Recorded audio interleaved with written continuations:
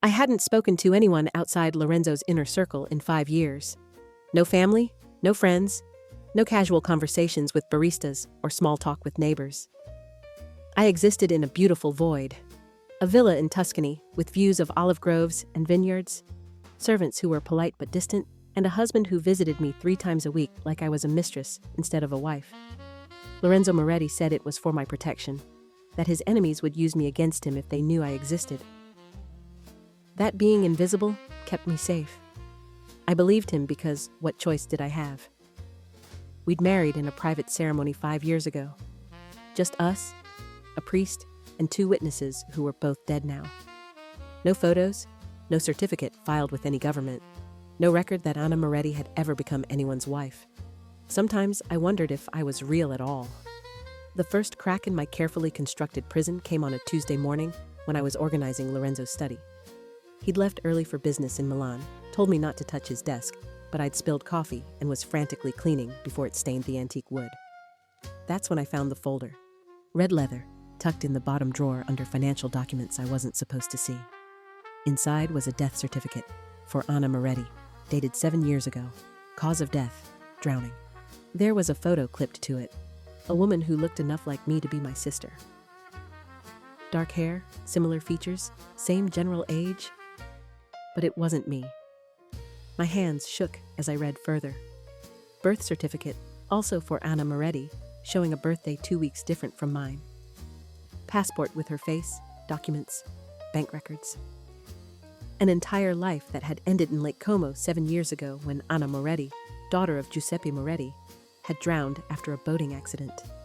I sat on the floor of Lorenzo's study trying to remember my wedding day, trying to recall signing papers or getting a marriage license. But there was nothing, just Lorenzo saying we'd handle it privately, that he'd take care of everything, that I should trust him. I tried to remember my life before Lorenzo, but it was hazy.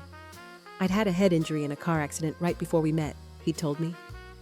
Some memories might never come back. I'd believed that too. Now I wondered what else I'd believed that wasn't true. I put the folder back exactly as I'd found it, my mind racing. If Anna Moretti died 7 years ago, who was I? What was my real name? Did I have family looking for me? Had Lorenzo taken me, erased me, rebuilt me as his dead daughter to what? Why would he do this? That night, when Lorenzo came home, I smiled and served dinner and played the perfect invisible wife while my thoughts screamed. He kissed my forehead, told me about his day in the vague terms he always used, asked about mine. I said it was quiet, peaceful, exactly what I always said. He said, "You look pale. Are you feeling well?" "Just a headache. I'll rest after dinner." "Good. I need you healthy." He touched my face, possessive and tender. "You're precious to me, Anna. You know that." Anna? Not my name. Never my name. Who was I? I spent the next week searching the villa when Lorenzo was gone. Found more evidence, documents in that drawer, a newspaper clipping about the drowning, society pages showing Giuseppe Moretti's daughter at charity events before her death. She'd been beautiful, privileged, engaged to a rival family's son. Her death had been tragic, suspicious, never fully investigated because the Morettis were powerful and the police were bought. And somehow, Lorenzo had found me. Someone who looked enough like her and had turned me into her ghost. I needed help, needed to understand who I really was. But I had no phone, no internet access, no way to contact the outside world except through servants who reported everything to Lorenzo. I was trapped with the knowledge that my entire life was a lie. The opportunity came 2 weeks later when Lorenzo took me to Florence for a charity gala, a rare public appearance, the first in 2 years. He dressed me in emerald silk and diamonds, told me to smile but not talk, to stay beside him, to be beautiful and silent. I played the role because I'd been playing it for 5 years. Halfway through the evening, I excused myself to the restroom. Inside, alone, finally, I found a woman's phone in a purse left on the counter. I had maybe 3 minutes before she came back. My hands shook as I searched for anything that could help me. Found a news article about missing persons, about an FBI unit that specialized in cold cases. Found a name, Elias King, profiler, expert in long-term disappearances. I memorized his contact information, deleted my search history, put the phone back. Got back to Lorenzo's side before he noticed I'd been gone too long. That night, I lay awake planning. I needed to contact this Elias King. Needed to find out who I was before Lorenzo erased me. But I had to be careful. Lorenzo had eyes everywhere, and if he discovered I knew the truth, I didn't want to imagine what he'd do. My chance came 3 days later when one of the servants, Maria, mentioned going to town for supplies. I'd always been kind to Maria, had treated her like a person instead of furniture the way Lorenzo did. I asked if she could mail something for me, a letter to an old friend I'd been thinking about. She hesitated, but agreed. Small kindness, no harm. I wrote carefully. My name might be Anna Moretti, but I don't think it is. I've been held in Tuscany for 5 years by Lorenzo Moretti, who says he's my husband, but I have no memory of marrying him. He keeps me hidden. I found a death certificate for Anna Moretti dated 7 years ago. I think he's replaced her with me. Please help me find out who I really am. I included the villa's general location, said I'd try to contact him again, signed it with a question mark because I didn't know what name to use. I gave it to Maria with money I'd saved from the small allowance Lorenzo gave me. She mailed it. I waited. 6 weeks passed. Nothing. I started to think it had been intercepted or ignored or lost. Started to believe I'd never know the truth. Then Maria brought me something hidden in a basket of vegetables. A burner phone, already loaded with one contact. A note. This is Elias King. I got your letter. I've been investigating the disappearance of Claire Russo, missing from Rome 5 years ago after a car accident. She matches your description. Is this you? Text me when safe. Claire Russo. The name hit me like lightning. Claire. I tested it silently. Claire. And suddenly I remembered. Fragments, pieces. My mother's voice calling me Claire. An apartment in Rome with a view of the Colosseum.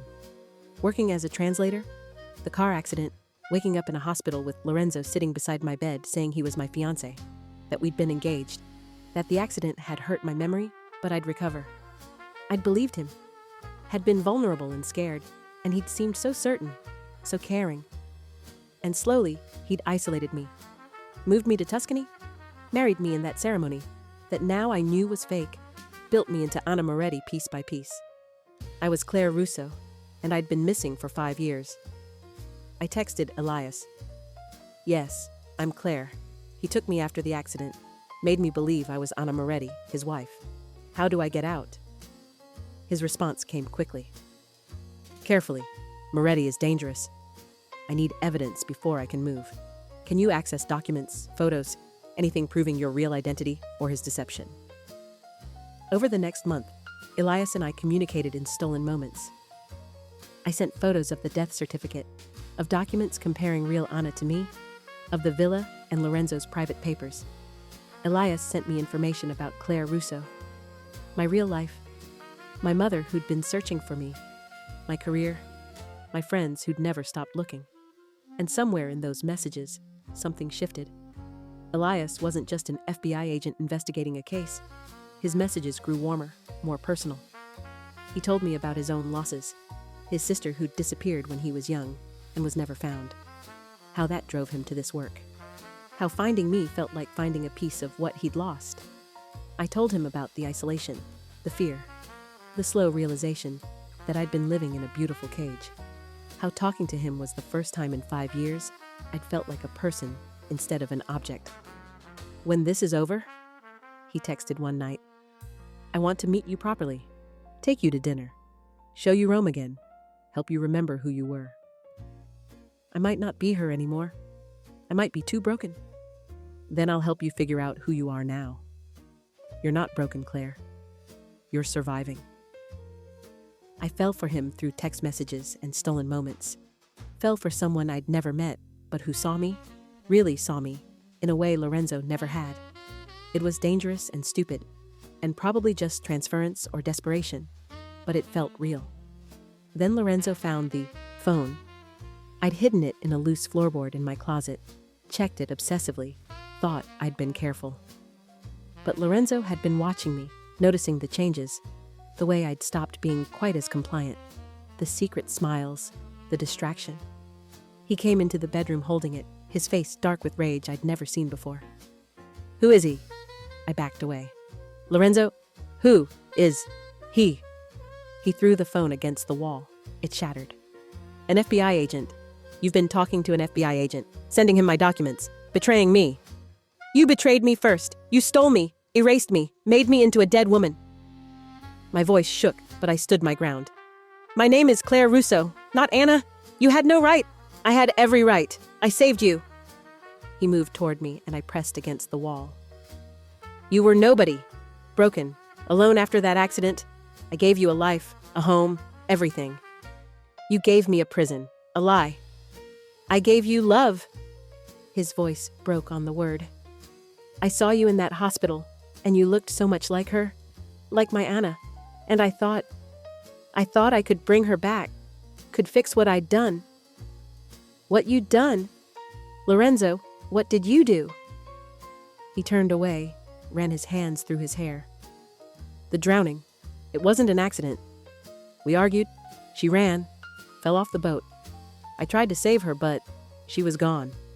And everyone believed it was an accident, but I knew. I killed her, and I couldn't live with it. He looked back at me.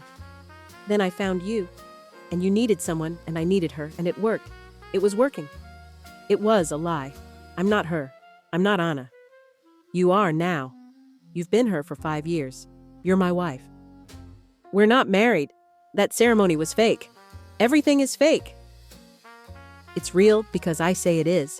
Because I've built this life for you, protected you, loved you. He came closer, grabbed my arms. You think that FBI agent loves you? He doesn't even know you. He sees a victim to save. I see you, the real you. You see a ghost you're trying to resurrect. That's not love, Lorenzo. That's obsession. He kissed me, desperate and possessive, and I pushed him away hard enough that he stumbled back. I'm leaving. I'm going back to my real life, to Claire Russo. You can't stop me. Yes, I can. You have no passport, no papers, no proof of who you are except the identity I created. You walk out that door and you're nobody. An illegal resident, they'll deport you before your FBI agent can save you. He smiled, cold. Or I'll have you killed. Make it look like an accident. No one knows you exist anyway. Who'd investigate? I realized he was right. I was trapped in a different way now. Not by ignorance, but by the thorough way he'd erased Claire Russo and created Anna Moretti. So what happens now? I said. Now you forget this foolishness. We go back to the way things were. You're my wife, my Anna, and we'll never speak of this again. And if I refuse, then I kill everyone you've been in contact with, starting with Maria who mailed your letter. Then your FBI agent. Then we disappear to one of my properties in South America, and you'll never see Italy again. His voice was calm, factual. Your choice, my love. I had no choice. Not yet. So I nodded, played compliant, let him think he'd won. But I was planning, and I still had one advantage. Elias knew where I was, had documentation, and Lorenzo didn't know how much I'd sent him. 3 days later, Elias made his move. Not a raid, that would have gotten me killed. Instead, a quiet operation. He came to Tuscany himself, coordinated with Italian authorities, built a case not just for kidnapping, but for identity fraud, for Anna Moretti's suspicious death, for everything Lorenzo had done. They came at dawn when Lorenzo was in Milan for a meeting. Elias himself knocked on the door of the villa, showed credentials to the servants, asked for Anna Moretti. I met him in the foyer, and he was not what I'd expected. Taller, dark hair graying at the temples, eyes that were kind and intense all at once. He looked at me, and something in his expression was recognition, relief, something deeper. He said, Claire Russo. I'm Elias King. I'm here to take you home. I started crying. Couldn't help it. 5 years of fear and isolation and lies breaking through.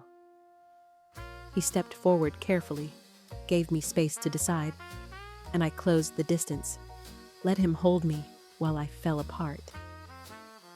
He'll kill you for this, I said when I could speak again. He'll try. But I've got him on 15 charges, including murder, international warrants. He's not walking away from this. Elias pulled back to look at me. You're safe now. Really safe. I promise. The extraction was quick. He had people securing the villa, documenting everything, arresting servants who'd been complicit. I gave statements, turned over everything I'd gathered, cooperated with Italian authorities. And I met my mother. They brought her to the safe house where I was being kept in Rome, and when she saw me, she collapsed. I caught her, and we both cried, her saying my name over and over. Claire, my Claire. And me finally believing it. I was Claire. Not Anna, not Lorenzo's ghost. Claire Russo, who'd been missing but was found. The case against Lorenzo was airtight. He tried to fight it, had lawyers and money and connections. But Elias had built something unbreakable. Murder charges for the real Anna Moretti. Kidnapping and identity fraud for what he'd done to me. Financial crimes. Everything. Lorenzo was arrested in Milan and trying to flee to Switzerland. He sent me one letter from custody. I almost didn't read it, but Elias said it might help with closure. Anna, it read, my beautiful ghost. You think he saved you, but he only saved a case? I saved you. I gave you purpose, love, a life that meant something. When you're back to being ordinary Claire Russo, working ordinary jobs, living an ordinary life, you'll remember me. You'll remember being extraordinary. And you'll regret choosing the hero over the man who actually loved you. Forever yours, Lorenzo. I burned the letter.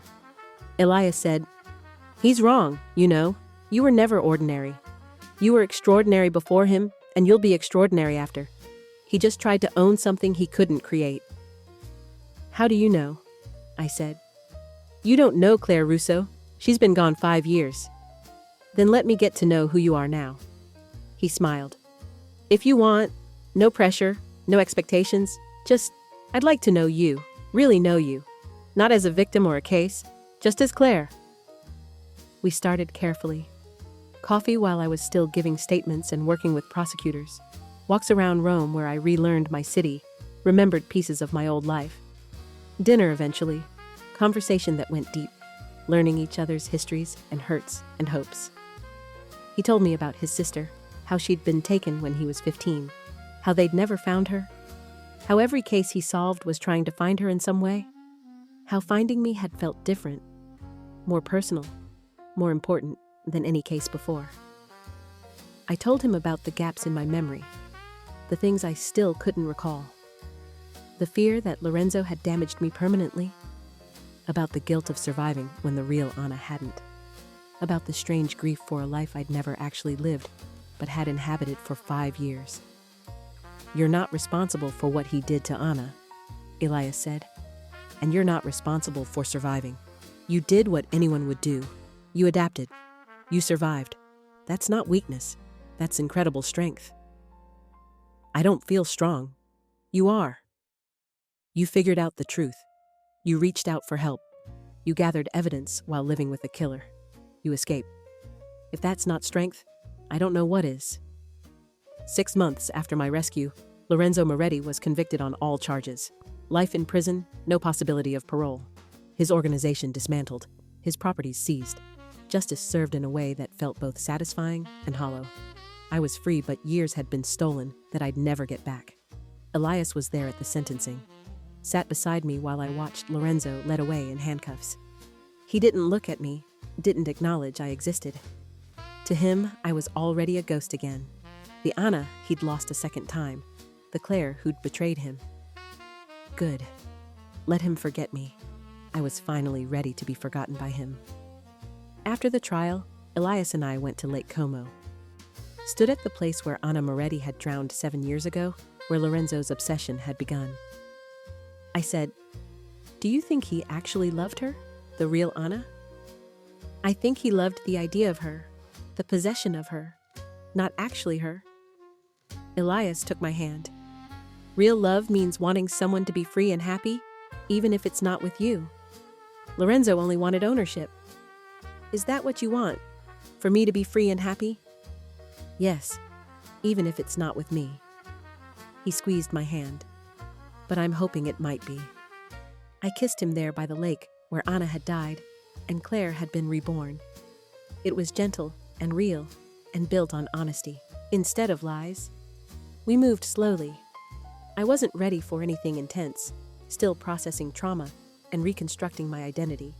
Elias was patient, let me set the pace, was there when I needed him and gave me space when I didn't. We built something real over months, friendship deepening into love that felt earned instead of stolen. A year after my rescue, I started using both names. Claire Anna Russo, honoring who I'd been and who I'd been forced to become, making peace with both. I went back to translation work, found purpose in language again, started seeing a therapist who specialized in kidnapping victims, slowly rebuilt a life that was mine, and Elias was part of it. Not as a savior or a hero, but as a partner. Someone who saw all of me, the damage and the strength, the fear and the courage, and loved me anyway. One night, 2 years after everything ended, lying in bed in the apartment I'd gotten in Rome, Elias said, "I need to tell you something." "Okay." I braced for bad news. "I'm in love with you, not with the case, not with saving you. With you, Claire. The woman who translates poetry in 3 languages and makes terrible coffee and laughs at dark jokes. The woman who's survived impossible things and is still kind. You. I love you." I'd known it, felt it, but hearing it still made my breath catch. "I love you too. Have for a while?" I was just scared to say it. Scared it was just gratitude or trauma bonding or... It's not. This is real. We built it together. It's ours. Then I'm saying it. I love you, Elias King. You saved me, but you also saw me. That's the part that matters. We got married a year later. Small ceremony, just close friends and my mother. Nothing like the fake wedding Lorenzo had staged. These vows were real, chosen, legal. I cried during them, but they were happy tears, healing tears. And sometimes I still thought about Lorenzo, about the 5 years I'd lost, about Anna Moretti, who drowned in a lake, and whose ghost I'd been forced to inhabit. I thought about the villa in Tuscany and the beautiful prison it had been. But mostly, I thought about freedom, about choosing my own name, my own life, my own love. About being Claire Russo again, finally, really, with a man who loved me not as a ghost or a possession, but as myself. It was enough. More than enough. It was everything. Thank you so much for listening to this story. If you enjoyed Claire and Elias's journey from stolen identity to freedom, please hit that like button and let me know in the comments what you thought. Did you suspect Lorenzo's obsession from the beginning, or were you shocked when Claire found that death certificate? I love hearing your theories and reactions to these twisted love stories. If you're new here, consider subscribing because I post stories like this every week, diving deep into dangerous romances where identity, obsession, and forbidden love collide in impossible ways. Drop a comment with what kind of story you'd like to hear next. Maybe another mafia romance with a dark twist, or something completely different. Your suggestions help shape what I create. Thanks again for being here, and I'll see you in the next one.